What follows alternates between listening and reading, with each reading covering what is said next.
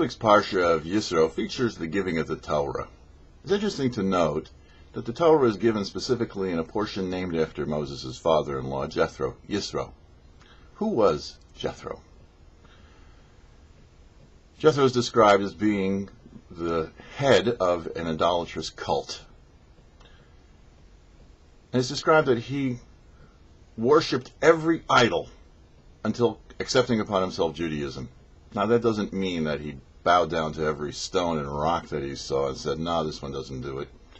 But rather, Yisro was able to analyze the spiritual source of each of these deities and decide that it was lacking something, until he came to the concept of monotheism, and he jumped all over it.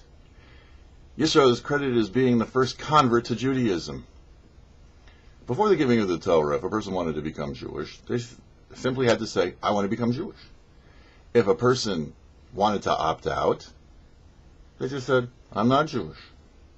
After the giving of the Torah, there was a long process of conversion which is instituted, and there is no opting out of Judaism. The Jewish people were coerced to accept the Torah.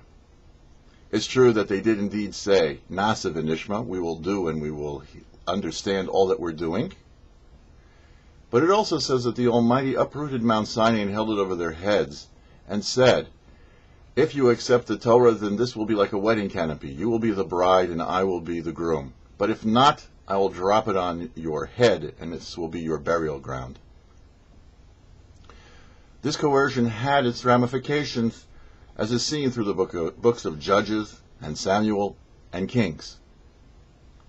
And indeed, it wasn't until the story of Purim that the Jewish people finally accepted the ideals of the Torah out of love.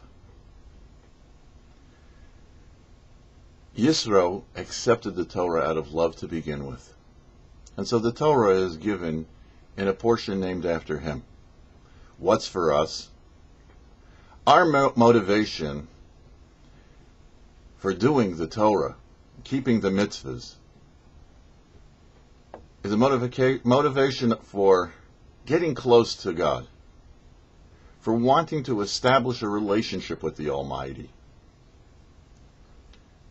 And indeed, the Almighty is waiting to establish a relationship with us.